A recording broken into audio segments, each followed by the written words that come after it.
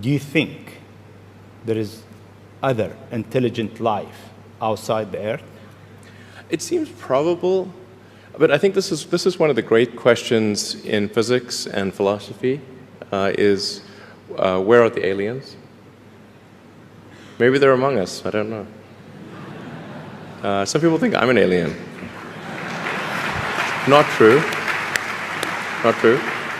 But maybe we are alien. Of course I'd say that, maybe wouldn't we I? are alien. I mean, if there are super intelligent aliens out there, they're probably already observing us. That would seem quite likely, and we just are not smart enough to realize it. But I can do some back-of-the-envelope calculations, and any advanced alien civilization that was at all interested in populating the galaxy, even without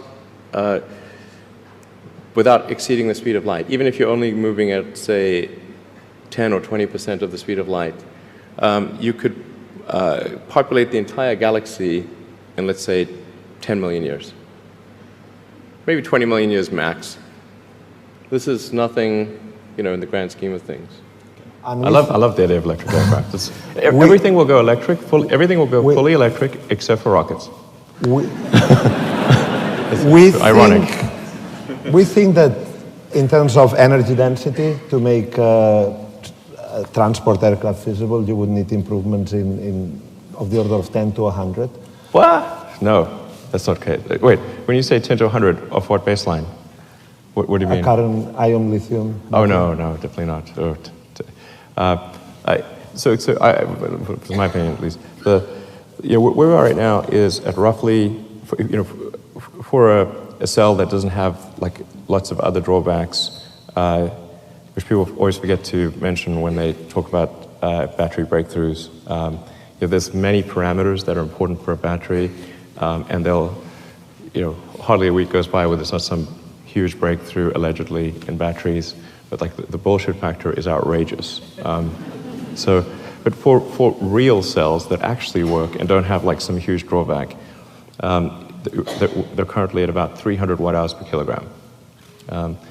And if to have a compelling aircraft, you only really need about 400 watt-hours per kilogram, provided the percentage of cell on the aircraft is high. It doesn't need to be anywhere near as high as it is on a rocket, but if it's sort of at the 70% level at 400 watt-hours per kilogram, you can do very decent range. And if you sort of move it up to the sort of mid to high 70s, you can go transcontinental, but not intercontinental, but sort of west coast to east coast. So you need an efficient aircraft, but that's approximately, by my calculations, the numbers you need: 400 watt-hours per kilogram, mid to high 70s cell mass fraction, which I think is an achievable number. Once you said you want to die on Mars, why? I don't, to be clear, I don't want to die on Mars. It's like, we're all going to die someday. And if you're going to pick some place to die, then why not Mars? Okay. If we're born on Earth, why not die on Mars? Seems like maybe it'd be kind of exciting. But so I think, given the choice of dying on Earth or dying on Mars, I'd say, yeah, sure, I'll die on Mars. But it's not some kind of Mars death wish. And if I do die on Mars, I just don't want it to be on impact. Okay. Got it. Yeah. PayPal was not the first to do email payments. So you have to say, well, why did it succeed where others did not? There was a company that was acquired by Amazon, started by Danny Shader. I forget what it was called, but it was also an email payments company. There was a company called BillPoint that was acquired by eBay, which did email payments. So how is it that PayPal was able to beat all of them? And in particular, how was it able to beat BillPoint when BillPoint was eBay's in-house service? So not very few people understand why. We figured out a way to authenticate bank accounts. So the normal way that it's really hard to authenticate a bank account from the standpoint of pulling money from someone's bank account, because you can give us a bank account number, but how do we know it's you, right? The Federal Reserve has no authentication system that works for pulling money from people's accounts. But we came up with an idea for authenticating it by making 2 small deposits in somebody's bank account, which effectively made it a 4-digit PIN. So only the person who had that bank account could tell what the 4-digit PIN was because of those two little tiny deposits. And that the authentication process. We figured out how to authenticate a bank account without even seeing you. And that's like the breakthrough, right? That was one of the fundamental breakthroughs. There were many. Okay, well, just tell me one more that's pretty big right there. That's a very big one. And the reason it's very big is because when you send money from one person to another, if you send it using a credit card, you have a very high fee associated with that. But if you send it using an electronic check, it only costs a few cents. Plus, the electronic check is very unlikely to be fraudulent, but whereas credit cards, there's a huge amount of fraud associated with credit cards. So with a credit card system, you're paying, your effective cost, including fraud, is probably about 3.5% of the transaction. The effective cost of the electronic check is maybe 0.25%. I mean, I do think that there's a potential path here which is, and we're really getting into science fiction or sort of advanced science stuff, but having some sort of merger with biological intelligence and machine intelligence. To some degree, we are already a cyborg. You think of like the digital tools that you have, your phone, your computer, the applications that you have, like the fact that, as I was mentioning earlier, you can ask a question and instantly get an answer from Google or from other things. And so you already have a digital tertiary layer. I say tertiary because you can think of the limbic system, kind of the animal brain or the primal brain, and then the cortex, kind of the thinking, planning part of the brain, and then your digital self as a third layer.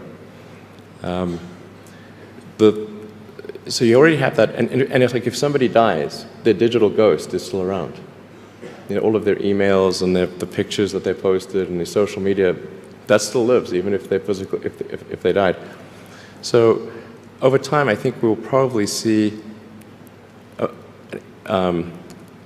closer merger of biological intelligence and digital intelligence. And it's mostly about the bandwidth, the speed of the connection between your brain and the digital extension of yourself. Particularly output. And output, if anything, is getting worse. We used to have like keyboards that we'd use a lot. Now we do most of our input through our thumbs on a phone. And that's just very slow. A computer can communicate at 1 trillion bits per second, but your thumb can maybe do, 10 bits per second or 100 if you're being generous. So some high bandwidth interface to the brain, I think, will be something that helps achieve a symbiosis between human and machine intelligence, and maybe solves the control problem and the usefulness problem. The Gigafactory is like the least bad solution we could come up with, honestly. I think it's actually pretty cool the way it's worked out, but we're just faced with a simple problem of, if we want to make electric cars, we need enough batteries for the electric cars. And say, well, last year, all lithium-ion production combined was 30 gigawatt hours approximately.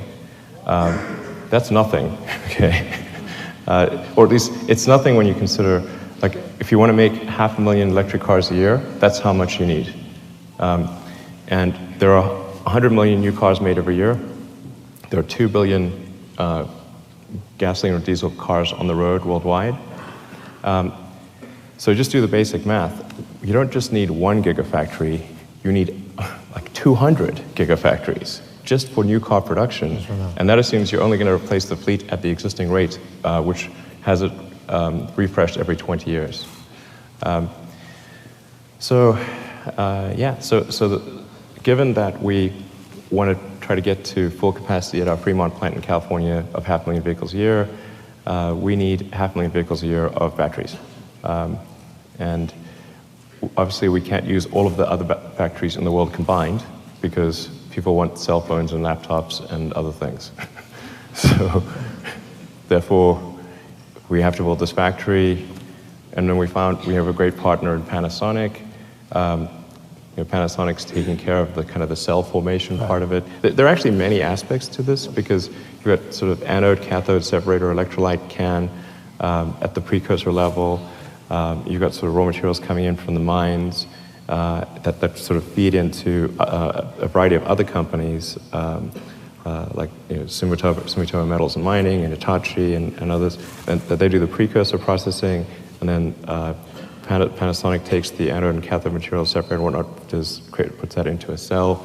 Then it goes into a Tesla section, which creates the module, which is all the electronics and the packaging and the conductors, the safety mechanisms and the cooling loops.